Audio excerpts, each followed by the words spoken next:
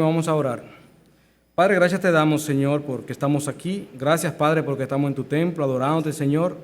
Te pedimos, Dios, ahora en este momento, Señor, que así como tú nos confrontaste esta mañana, que tu palabra nos siga confrontando, Señor, y nos siga capacitando. Bendícenos, oh Dios, prepara nuestro corazón para recibir tus amonestaciones. Y también, oh Dios, para que tu palabra, Señor, no sea contaminada, protégela, Señor, de la influencia, Señor, de mi persona, Padre. Cuídanos, oh Dios, y guíanos. En el nombre de tu amado Cristo Jesús. Amén. Hoy, mis hermanos, seguimos en el estudio de la palabra y vamos a ver el capítulo 3 de Romanos a partir del versículo 9. Gracias, hermano. Capítulo 3 a partir del versículo 9. Ya vimos en el capítulo 1 cómo Pablo mostraba que el hombre, en su rechazo a Dios, no era nada inocente, sino que el hombre lo había hecho intencionalmente, que Dios se le reveló. Sin embargo, el hombre prefirió buscar su propio camino y seguir sus propias sendas. Vemos ya en el capítulo 2 que Pablo se enfoca más, ya no en el gentil en general, sino en el pueblo judío. Y vemos cómo Pablo le desmonta a ellos su creencia de que solamente por ser judío y porque llevaban a cabo una serie de rituales, ya eso era suficiente para ellos estar en paz con Dios. Entonces lo que vemos aquí es que Pablo va derrumbando argumentos. Cuando llega al capítulo 3, en la primera parte, Pablo toma una serie de argumentos que podrían hacer los judíos y él mismo se lo hace como pregunta y él mismo se lo responde, de forma tal que deja al judío completamente desarmado. Y aquí vemos a un Pablo que está tratando al hombre como un doctor trata a un paciente. O sea, el doctor va y busca el problema, le muestra el problema al paciente.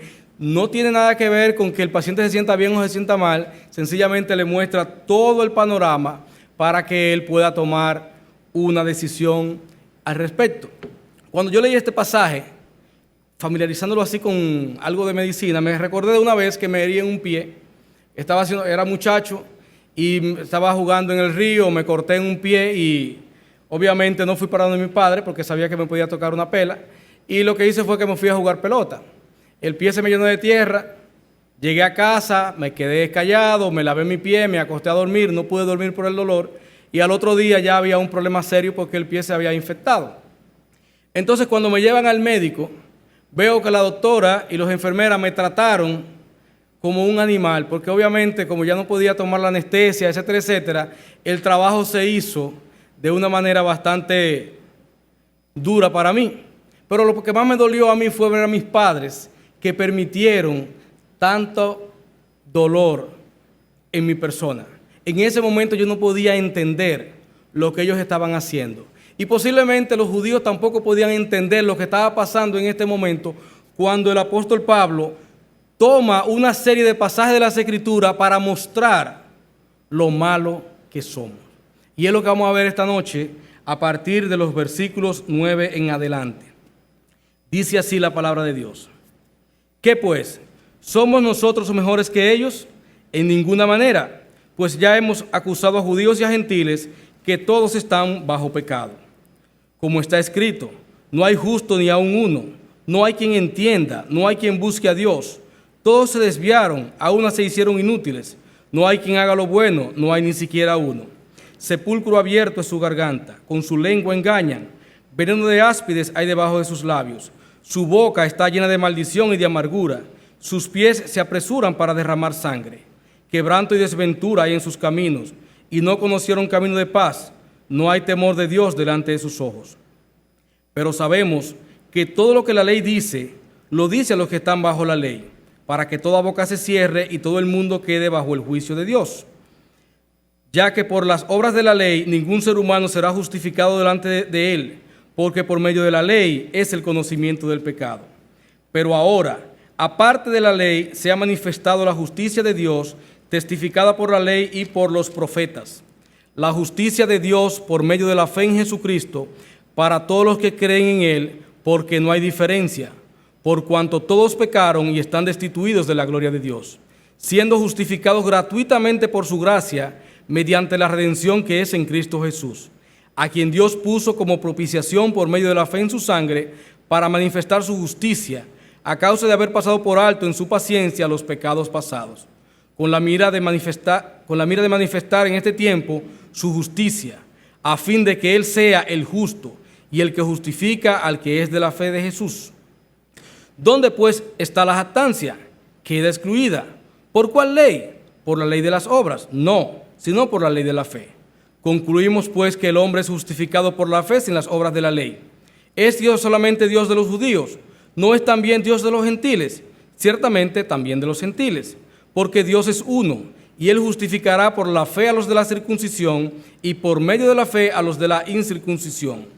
Luego por la fe invalidamos la ley, en ninguna manera, sino que confirmamos la ley.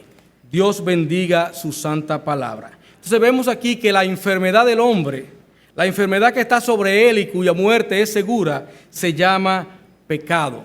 Todos los hombres están bajo la maldición del pecado. Es un pecado que hemos heredado, es un pecado que ha sido imputado a nosotros desde que Adán pecó, y es un pecado que también nosotros hemos practicado desde pequeñito. Los sociólogos, los psicólogos se han debatido dónde empieza, si el hombre nace bueno y luego se daña, o si el hombre nace dañadito, o si es el ambiente que daña al hombre. Y Pablo aquí nos muestra que el problema viene de mucho más atrás. Vemos cómo vemos aquí, lo primero encontramos, el primer síntoma de esa enfermedad, la encontramos en la relación del hombre con Dios. En los versículos que van del 10 hasta el 11, vemos cómo está escrito: no hay justo ni aún uno, no hay quien entienda, no hay quien busque a Dios. Entonces vemos aquí que el hombre es pecador de por sí, no entiende las cosas del Señor, pero tampoco busca al Señor. Y es interesante que Pablo toma en estos versículos que van desde el 3 hasta el versículo 18, y lo que hace es un consomé de versículos de diferentes salmos, de Isaías, etcétera, etcétera, para mostrar a los judíos los problemas del pecado y por qué el judío también está bajo el pecado. Porque todos esos versículos están dirigidos al pueblo judío, para que ellos no piensen que por ser judíos estaban excluidos. Vemos aquí que el hombre no busca al Señor, el hombre no busca a Dios. Cuando nosotros decimos que alguien está buscando al Señor, no estamos equivocados. Esa persona no está buscando al Señor. El Señor lo está jalando con lazos de amor y lo está llevando para que Él sea expuesto a la palabra. Y lo está haciendo posiblemente en contra de su voluntad. Él no sabe por qué lo hace. Y de hecho, hermano, yo soy testigo porque a mí me pasó lo mismo. Yo no sabía por qué venía, pero todos los domingos venía y me sentaba y escuchaba la palabra de Dios. El Señor estaba moviéndome a que viniera a escuchar la palabra de Dios. El hombre no busca al Señor. El hombre no entiende las cosas de Dios.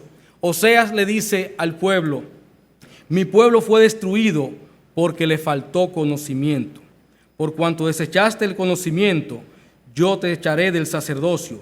Y porque olvidaste la ley de tu Dios, también yo me olvidaré de tus hijos. Vemos cómo Dios le habla al pueblo de Israel, que al desechar el conocimiento, Dios le había desechado a ellos.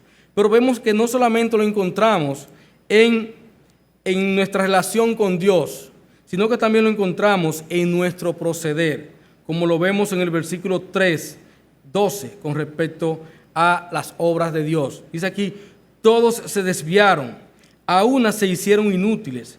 No hay quien haga lo bueno, no hay ni siquiera uno. Observen, hermanos, que utilizamos mucho la palabra aquí: todos, ninguno, no hay, se repite insistentemente para que se vea que es un problema generalizado. Y eso es importante que lo tengamos en cuenta, porque muchas veces pensamos que aquel asesino, esa persona es malo ante los ojos de Dios, pero que mi vecino, que es un hombre muy decente, no es malo ante los ojos de Dios. Sin embargo, aquí la palabra de Dios dice que todos se desviaron, a unas se hicieron inútiles. No hay quien haga lo bueno, no hay ni siquiera uno. Y vemos aquí cómo sigue mencionando el Salmo 14. Todos nosotros nos descarriamos como ovejas, dice Isaías 53:6. Cada cual se apartó por su camino, mas Jehová cargó en él el pecado de todos nosotros. Aquí no está hablando de cómo nosotros estábamos completamente desviados del camino del Señor, cuando el Señor mandó a su Hijo Jesucristo a ocupar nuestro lugar. Y también se lo podemos ver en cuanto a las obras de Dios, que no las practicamos. Lo vemos en cuanto a cómo no buscamos a Dios, sino que también somos enemigos de Dios en las cosas que hacemos. Y eso se manifiesta en que vez tras vez nos la pasamos violando la ley de Dios. Y una muestra, una manifestación de esas violaciones se da a través de lo que hablamos. Nuestra boca da testimonio de nuestra enfermedad. Así como cuando una persona va al médico y el médico empieza a revisarle, lo primero que le dice, abre la boca y busca una paleta y le revisa, le abre los ojos y le busca en la pupila. Así aquí vemos al apóstol cómo inmediatamente se va a uno de los órganos más destructivos que tiene el ser humano. No son los brazos, aunque en los brazos tú puedes disparar un cañón y disparar una bomba, no, es la lengua. Con la lengua nosotros podemos hundir a una nación, con la lengua se puede destruir toda una sociedad. Cuando vemos esos reportajes de la Segunda Guerra Mundial y vemos las atrocidades que se dieron en esos eventos, vemos a un personaje que era el doctor Goebbels, el cual era sencillamente el encargado de propaganda del régimen nazi. Y era un hombre que conocía a las masas y sabía manipularlas. Y manipuló a todo un pueblo para que abriera guerra por doquier. Y esa guerra produjo más de 60 millones de muertos. Vemos cómo Venezuela cayó en el error de colocar a alguien solamente por sus palabras. Lo vieron como el Mesías y lo colocaron ahí como gobernador y todavía están sufriendo la consecuencia. La lengua, hermanos, es destructiva. La lengua puede llevar a destruir una sociedad, pero también puede llevar a destruir a una iglesia. Y miren cómo nos describe la lengua aquí el apóstol en Romanos versículo 13. Sepulcro abierto es su garganta. La boca del hombre es como una tumba abierta que solamente deja ver putrefacción, muerte, destrucción. Y así es como lo muestra. Con su lengua engañan. Vemos cómo todos los días las personas buscan la manera de engañar a los demás. Y podemos darnos cuenta que las personas que engañan generalmente son sumamente habilidosos.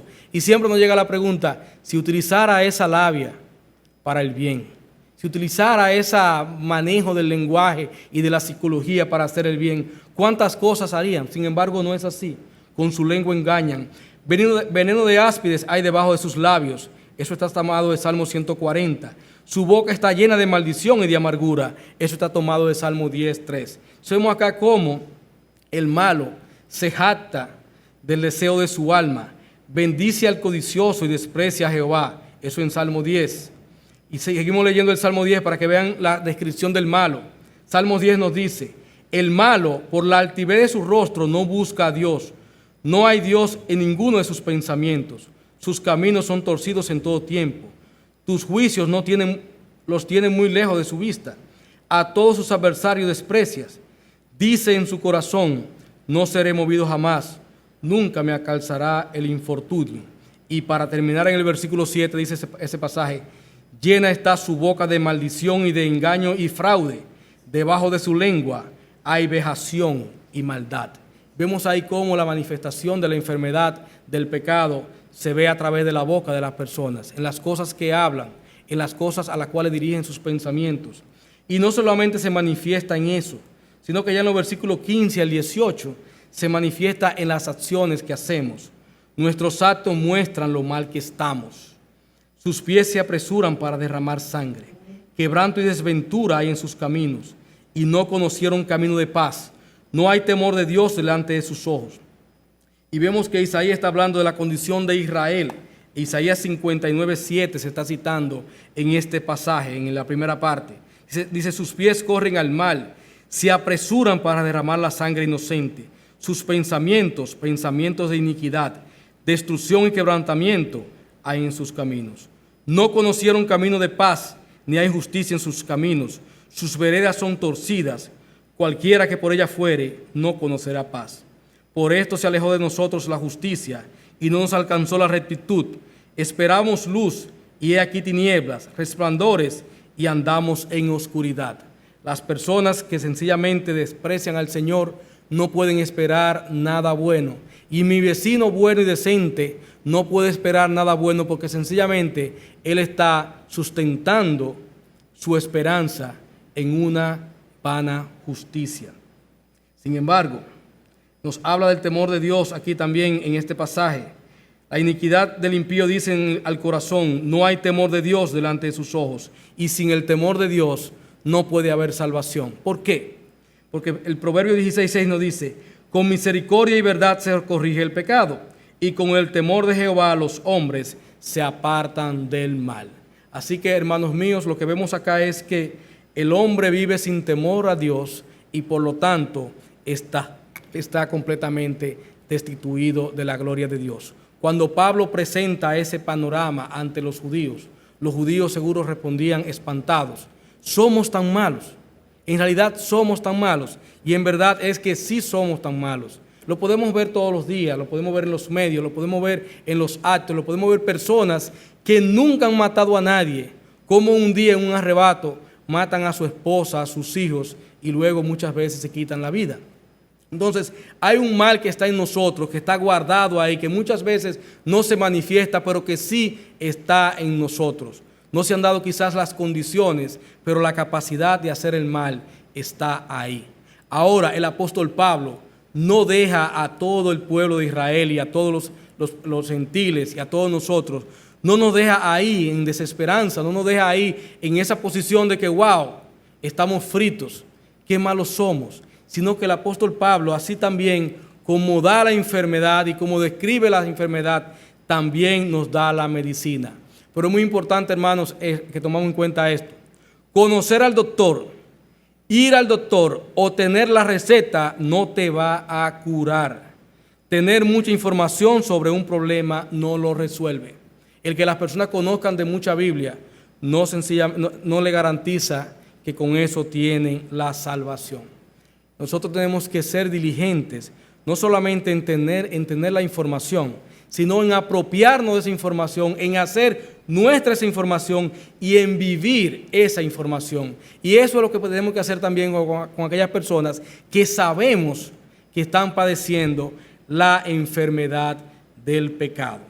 Mis padres sabían el problema que yo tenía, sabían que iba a ser doloroso lo que me pasaba, sabían que yo estaba sufriendo, pero no se fueron por la tangente, no buscaron un zapatero, fueron donde un médico. Y en el momento en que los médicos estaban haciendo su mejor trabajo, era el momento más doloroso para mí. Pero a través de ese trabajo era que llegaba la sanación. Asimismo, la salvación de una persona pasa primeramente por ver lo que hay en su corazón. Y hasta que uno no pueda escarbar y llevar a esa persona a que conozca lo malo que es, lo perdido que es, esa persona no va a llegar nunca al arrepentimiento. De la misma manera que una persona no se toma una medicina hasta que no entiende que eso le va a sanar. Entonces vemos, hermano, que la cura siempre pasa por la obediencia. Vamos a ver los versículos que van del 19 al 20. Pero sabemos que todo lo que la ley dice, lo dice a los que están bajo la ley, para que toda boca se cierre y todo el mundo quede bajo el juicio de Dios. Ya que por las obras de la ley ningún ser humano será justificado delante de él, porque por medio de la ley es el conocimiento del pecado. Sabemos aquí que la ley es útil por cuanto nos deja sin argumento ante Dios. La ley nos muestra cómo somos, así como el médico nos muestra lo que tenemos y nos muestra lo que debemos hacer. Así mismo la ley te muestra a ti quién tú eres, cómo tú eres y te dirige al Señor para que tú acudas a Él. ¿Y por qué tienes que ir al Señor? Porque sencillamente cuando te das cuenta que no hay forma de que tú puedas cumplir con esa ley, tú vas a acudir a la misericordia de Dios. Entonces la ley busca que toda boca se cierre y todo el mundo quede bajo el juicio de Dios. Por medio de la ley es el conocimiento del pecado. Por eso, hermanos míos, como les dije ahorita, la evangelización nunca puede estar separada de la explicación de lo que es la naturaleza pecaminosa del hombre. La solución a tu enfermedad solo la puede proveer Dios. Y lo interesante de esto es que ya está provista. Romanos 3:21, seguimos leyendo el pasaje, nos dice: pero ahora, aparte de la ley, se ha manifestado la justicia de Dios, testificada por la ley y por los profetas. La justicia de Dios por medio de la fe en Jesucristo, para que todos los que en Él creen, para los que creen en Él, porque no hay diferencia, por cuanto todos pecaron y están destituidos de la gloria de Dios, siendo justificados gratuitamente por su gracia, mediante la redención que es en Cristo Jesús, a quien Dios puso como propiciación por medio de la fe en su sangre, para manifestar su justicia, a causa de haber pasado por alto en su paciencia los pecados pasados, con la mira de manifestar en estos tiempos su justicia, a fin de que Él sea el justo y el que justifica al que es de la fe de Jesús. Entonces, ¿qué encontramos aquí, hermano? Que el problema está claro. Está en una condición en la cual nosotros estamos sencillamente separados del Señor.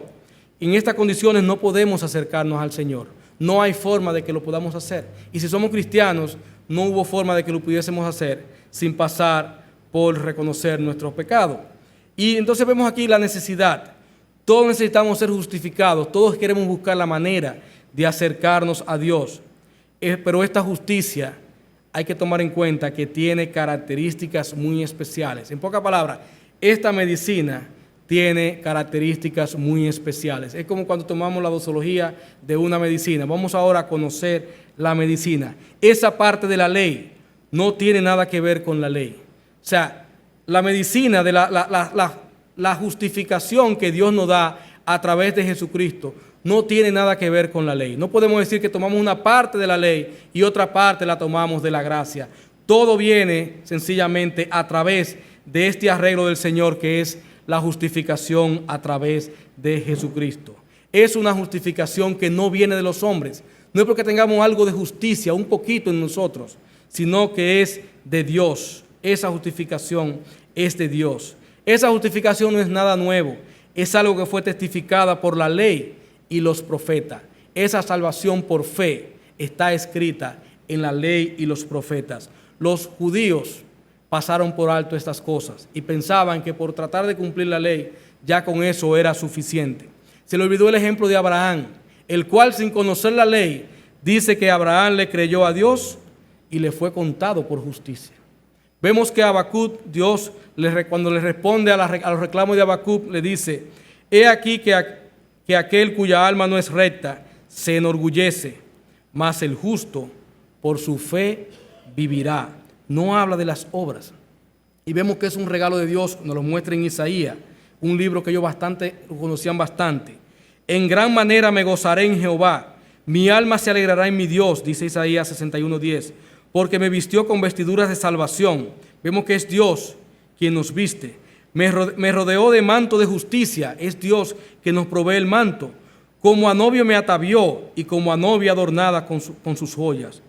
Porque como la tierra produce su renuevo y como el huerto hace brotar su semilla, así Jehová el Señor hará brotar su justicia y alabanza delante de todas las naciones. Vemos que esa justicia viene completamente y de Dios y de parte de Dios, y su origen está totalmente en Dios.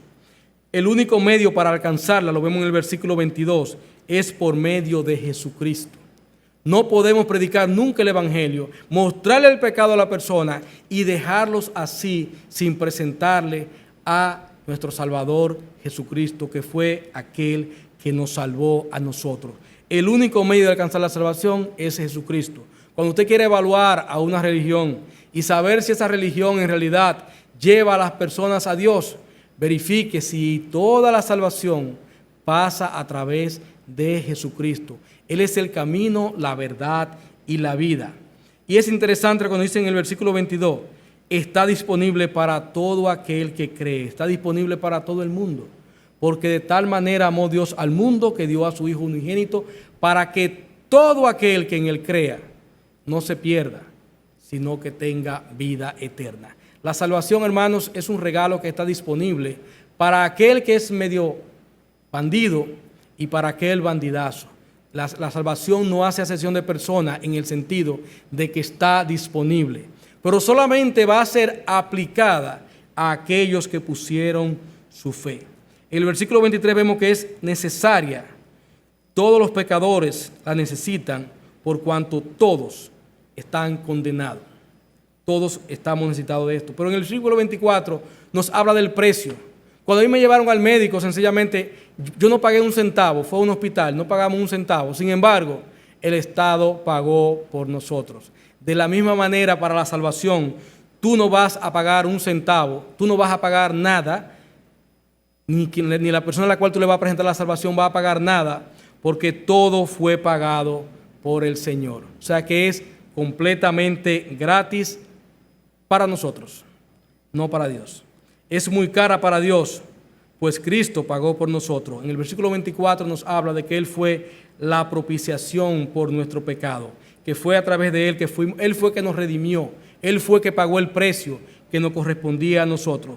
En el versículo 25 vemos que Él fue nuestra propiciación. Y lo que nos está hablando es de que Él era el único que cumplía con los requisitos para que nosotros pudiésemos ser salvos. Para poder ocupar nuestro lugar que perdimos cuando Adán pecó, se necesitaba un hombre perfecto, y no había hombre perfecto en toda la humanidad. Entonces, Él fue propicio a nosotros. La propiciación solo es válida para nosotros por medio de la fe en su sangre. Es en el sacrificio de Cristo en el cual nosotros nos cubrimos, y es en el sacrificio de Cristo en el cual descansamos y en el cual descansa nuestra salvación. Muestra la justicia de Dios y lleva toda la gloria a Él. Se inicia en Él y termina en Él. Todo lo que el Señor hizo, lo hizo para su gloria. Nosotros somos beneficiarios de esa obra del Señor, pero en realidad todo, de principio a fin, está hecho para la gloria de Dios. Y es interesante lo que nos dice en el versículo 27. ¿Dónde está la jactancia? ¿Podemos nosotros jactarnos de que somos mejores que aquellos que sencillamente no creen? Para nada. No hay jactancia, porque nosotros no hicimos nada en especial para ser salvos. No podemos jactarnos de lo que tenemos, solamente tenemos que ser humildes por lo que tenemos, porque no nos lo merecíamos, como no lo merece nadie en esta tierra. Entonces vemos aquí que esa fe elimina el orgullo y nos llena a nosotros de humildad. Y Pablo entonces pasa a dar una conclusión de todo el capítulo 2 y todo el capítulo 3 en los versículos que van del 28 al 31. Miren cómo nos dice la palabra de Dios. Concluimos pues que el hombre es justificado por fe sin las obras de la ley. ¿Es Dios solamente Dios de los judíos? ¿No es también Dios de los gentiles? Ciertamente también de los gentiles, porque Dios es uno, y Él justificará por la fe a los de la circuncisión y por medio de la fe a los de la incircuncisión. Luego por la fe invalidamos la ley, en ninguna manera, sino que confirmamos la ley. Vemos aquí que la justificación es solamente por fe, sin las obras de la ley. No hay nada que tengamos que hacer nosotros para ser salvos, solamente creer. Y creer, sencillamente, hermano, es no hacer nada. Es todo lo contrario, es descansar en lo que alguien ya hizo. Es solamente descansar en ello. Dios no es exclusivo de una nación.